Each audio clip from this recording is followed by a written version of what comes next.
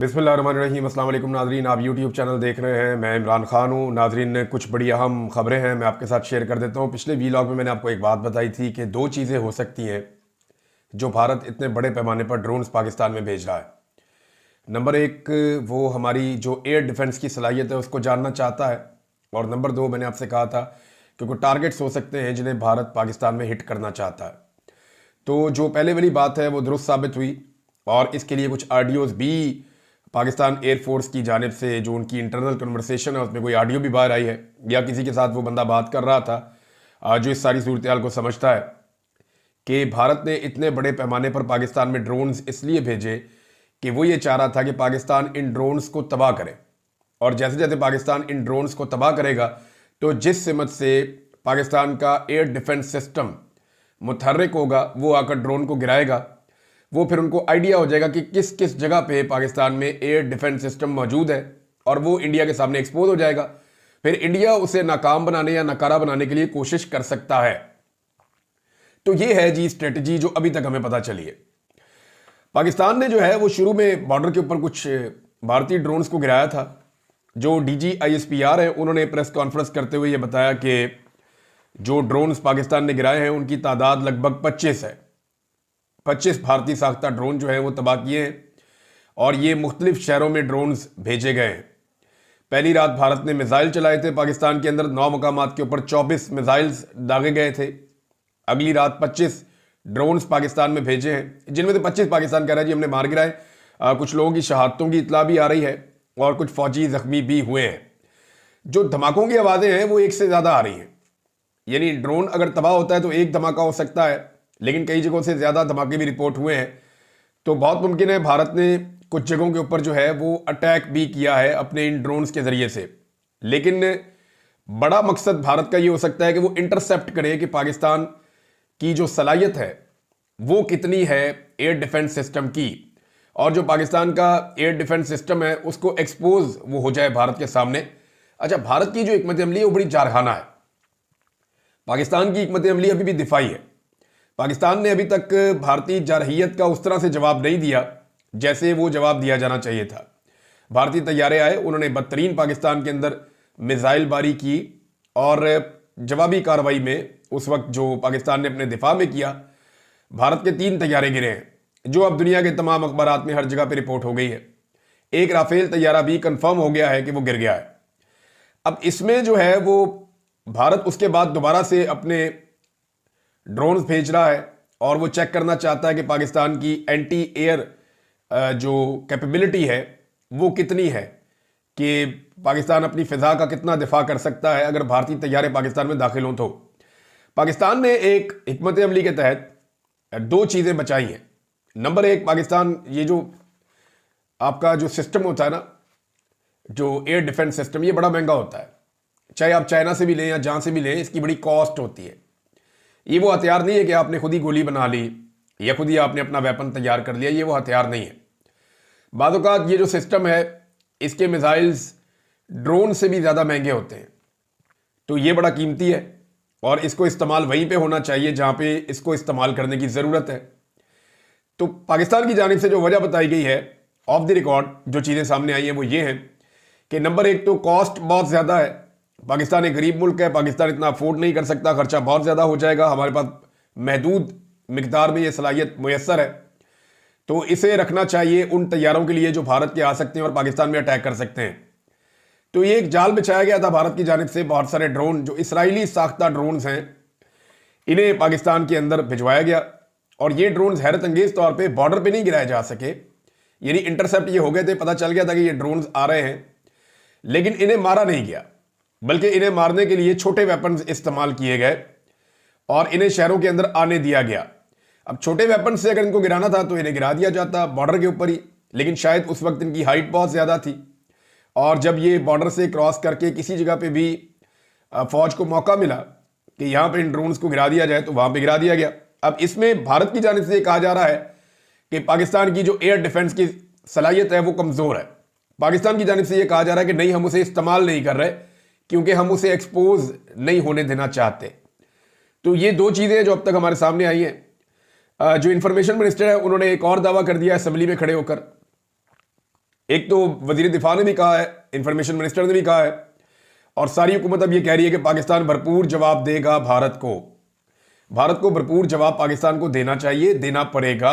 अगर आपने भारत को जवाब नहीं दिया तो आपकी आलमी सतह पर शर्मिंदगी भी हो जाएगी। फिर पाकिस्तानी कौम जो है वो हमेशा के लिए ये बात उठा देगी कि हम इतना बजट खर्च करते हैं और हमारी फौज ने हमें क्या दिया। यानी दुश्मन आया, वो यहां पे मिसाइल गिरा के अपनी कार्रवाई पूरी करके शहरियों को शहीद करके चला गया, अगले दिन वो इतने सारे ड्रोन्स लेकर आ गया और वो हमारे शहरों तक पहुंच गए, तो आपने क्या जवाब दिया। ये अब पाकिस्तानी शहरी जो हैं वो ये सवाल उठाएंगे। ड्रोन्स कहां तक पहुंचे हैं, चोलिस्तान पहुंच गया, अंदाजा करें। ये रावलपिंडी, लाहौर, गुजरावाला, बहावलपुर, चकवाल, मंडी, यजमान और बहुत सारे इलाकों में 25 ड्रोन जो है वो रिपोर्ट हुए हैं जो पाक फौज ने गिराए हैं। जो नहीं गिराए वो रिपोर्ट नहीं हुए। अब हमें कितना नुकसान हुआ या वो कितनी सर्वेलेंस कर पाए, इसके बारे में अभी कोई हमारे पास इतला नहीं है। लेकिन ये भारत की एक जंगी हिकमत अमली है और इसका मतलब ये है कि भारत एक फिजाई हमला पाकिस्तान पे करने का इरादा रखता है और उसको इस बात का अंदाजा है कि पाकिस्तान में उसको मुश्किल पेश आ सकती है। पाकिस्तान की एयरफोर्स एक बड़ी मजबूत और बड़ी प्रोफेशनल एयरफोर्स है। इसने हमेशा भारत को नाकों चने चबवाए, लेकिन अभी तक भारत के अंदर पाकिस्तान ने किसी किस्म का जवाब नहीं दिया। और भारत के अंदर जो है ना, पाकिस्तान को भी चेक करना चाहिए ना, ड्रोन भिजवा के पाकिस्तान को भी चेक करना चाहिए कि भारत का जो एयर डिफेंस सिस्टम है वो कितना इफेक्टिव है और कहां कहां पे लगा हुआ है, ताकि हम भी जब भारत के अंदर दाखिल हों तो हमें सारी इंफॉर्मेशन हो। भारत इस पे काम कर रहा है इसराइल के साथ मिलकर, और पाकिस्तान जो है वो इसके ऊपर अभी तक काम नहीं कर रहा है। ऐसा लगता है कि पाकिस्तान की हिकमत अमली जो है वो सिर्फ मज़ामत की है कि अगर आप हमें मारेंगे तो हम मज़ामत करेंगे, हम डायरेक्टली मार नहीं खाएंगे, लेकिन हम आपके ऊपर अटैक नहीं करेंगे।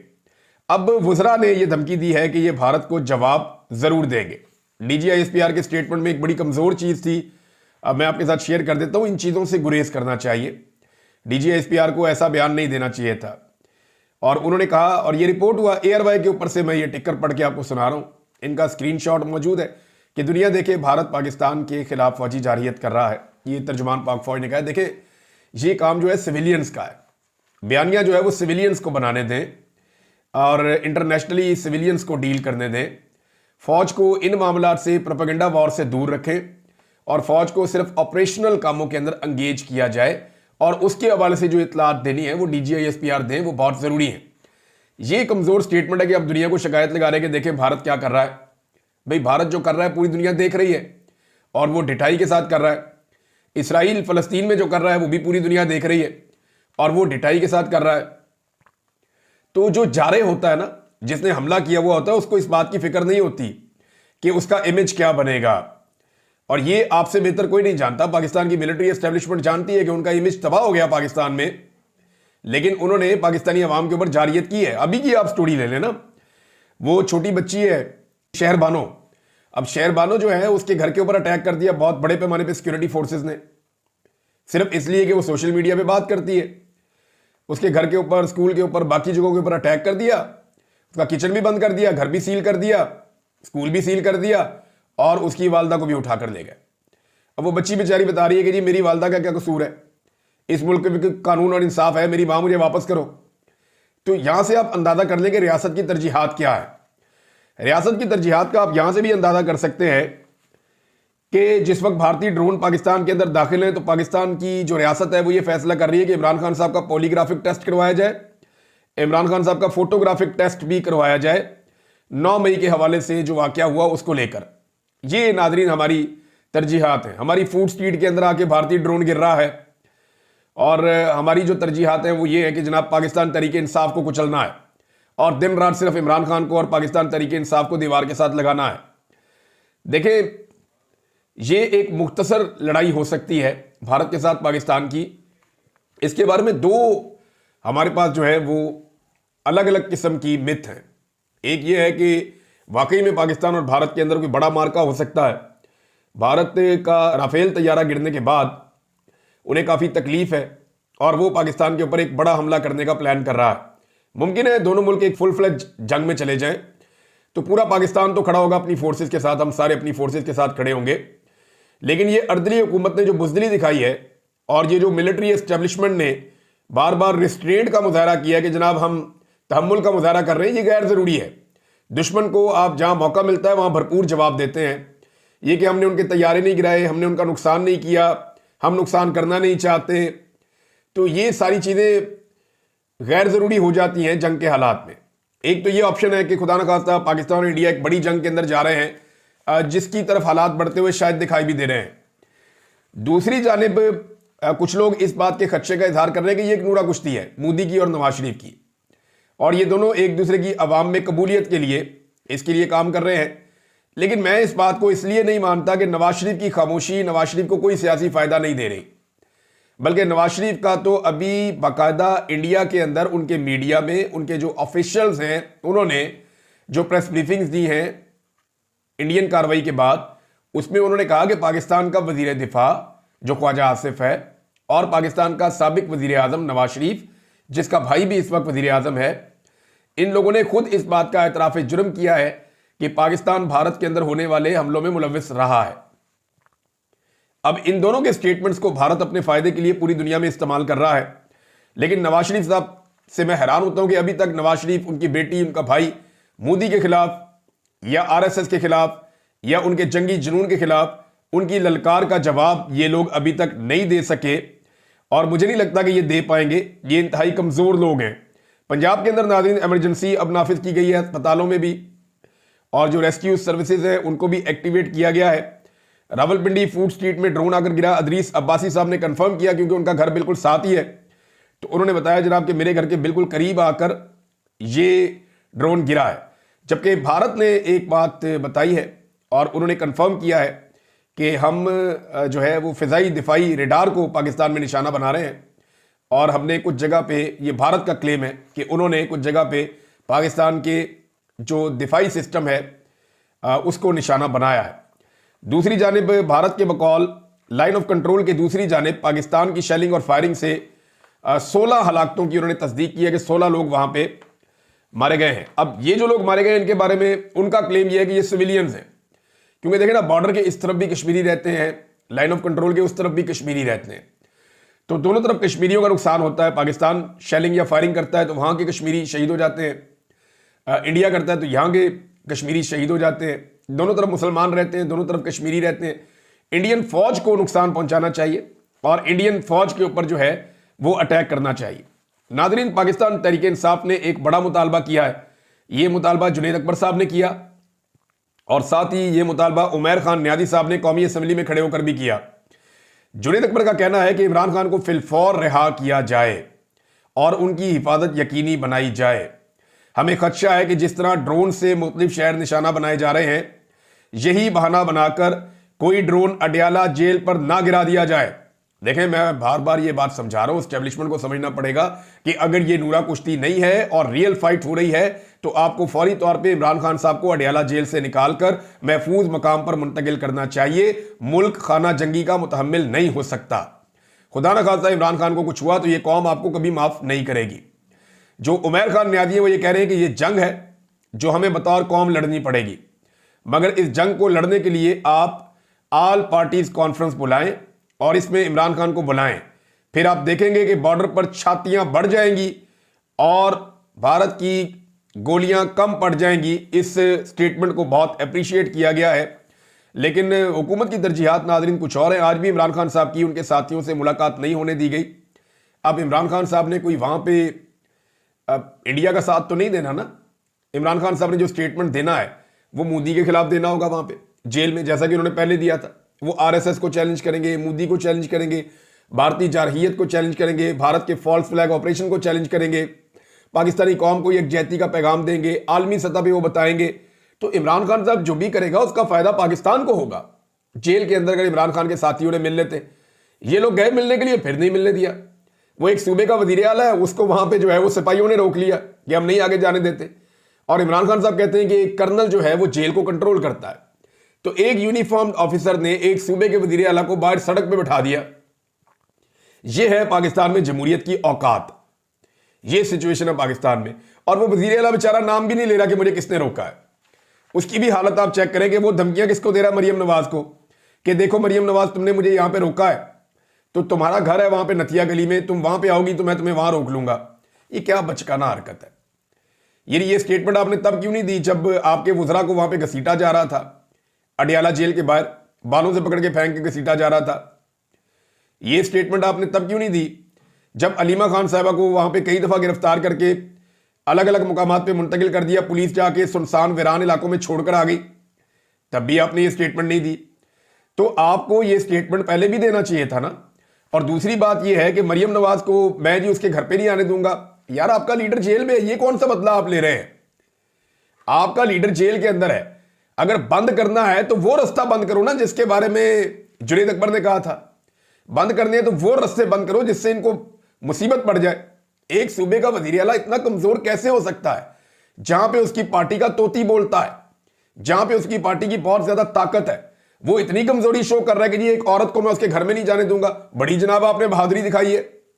उनका तो आप नाम भी नहीं ले सकते जिन्होंने आपको रोक दिया अडियाला के बाहर, जिन्होंने आपके साथ ये किया, उनका नाम लीजिए ना। वो एक खातून वजीर आला के ऊपर आप डाल रहे हैं कि तुम्हारी जरूरत है, अपने घर आकर दिखाओ, अगर आ गई तो मैं समझूंगा तुम बड़ी तगड़ी हो। और भाई वो आ भी जाएगी। अली अमीन गंडापुर साहब जितने उसके ताल्लुकात है ना एस्टेब्लिशमेंट के साथ, आपकी अपनी पुलिस प्रोटोकॉल में उसको लेकर जाएगी और ले जाके उसको उस घर में छोड़ आएगी। फिर आप बैठ के वहां पे जो है ना वो अपना सर खुजलते रहिएगा। ये इस तरह के चैलेंजेस आप ना करें जो आप पूरे नहीं कर सकते। इससे पहले भी आपने बड़े कौम को चैलेंजेस कर करके और उनको ना पूरा कर करके दिखाया है। पहुंचना आपने डी चौक होता है, डी में आप कभी दाखिल नहीं होते, कभी निकल के पहाड़ों पे चढ़ जाते हैं, कभी निकल के वहां से गाड़ियां लेके भाग जाते हैं। तो आपने अभी तक हौसला नहीं दिखाया, हिम्मत नहीं दिखाई अली अमीन गंडापुर साहब। और ये जो अभी आपने किया ये नामुनासिब है। एक वजीर आला के साथ जो सलूक आपने वहां पे करवा लिया, आपकी एक पोजीशन है, या तो आप वहां गिरफ्तारी दे देंगे, ठीक है यार तुम्हें इंडिया की परवाह नहीं है, किसी बात की परवाह नहीं है, हमें हमारे लीडर से नहीं लड़ने दे रहे, तो ठीक है। फिर पैदल इन्होंने जाने की कोशिश की लेकिन वहां पे पुलिस ने रोक लिया। अब ये निजाम जो है वो इस हद तक नंगा हो चुका है। अलीमा खान साहबा का तबसरा क्या है इस सारी सूरत हाल पे? वो भी हैरान हो रही है कि ड्रोन बॉर्डर पे क्यों नहीं गिराए जा रहे। उन्होंने कहा जी ड्रोन पाकिस्तान के शहरों में पहुंच रहे हैं। और ये एक मोदी और नवाज शरीफ की उन्होंने कहा नूरा कुश्ती है और इसके नताइज दो होंगे। मोदी को मौका मिल जाएगा कश्मीरियों के ऊपर हमला करने का, जबर और जुल्म करने का, जबकि यहां पे नवाज शरीफ को और एस्टेब्लिशमेंट को मौका मिल जाएगा कि वो पाकिस्तान तहरीक इंसाफ के ऊपर मजीद सख्तियां बढ़ा दें और इमरान खान साहब के जो मुकदमात हैं या केसेस हैं उनको डिले कर दें। तो नाज़रीन, कौमी यकजहती का आलम तो ये है कि आपका इंफॉर्मेशन मिनिस्टर जो है वो जब खिताब कर रहा था या तकरीर कर रहा था कौमी असम्बली में, तो कौमी असम्बली तकरीबन खाली पड़ी हुई थी। ये है इस वक्त जब लीडरलेस होती है ना कौम, जब लीडर नहीं होता कौम के पास, जब ऐसे अर्दली ला के बुजदली दिखाने वाले अर्दली ला के बैठा दिए जाते हैं, तो फिर यही होता है। कौम खड़ी नहीं होती, लोग खड़े नहीं होते, लोगों के अंदर जज्बा और जोश नहीं होता, लोग उस तरीके से सामने नहीं आते। लोग एक ही मुतालबा कर रहे हैं कि बेईमानी ज्यादती बंद करो। ये जो फार्म 47 के ऊपर जाली हुकूमत बनाई गई है, अवाम का मैंडेट छीन कर ये मैंडेट अवाम का अवाम को वापस किया जाए। जिस शख्स को जेल में जाली मुकदमात में बंद किया है उससे जाकर माफी मांगे और उससे कहें कि कौमी यकजहती के लिए अपना किरदार अदा करें। इस मौके पर वो आपको माफ कर देगा। लेकिन आप हर मौका जाया कर देते हैं। अगर ये मौका आपने जाया कर दिया तो पता नहीं आपको दोबारा कभी मौका मिलेगा या नहीं मिलेगा।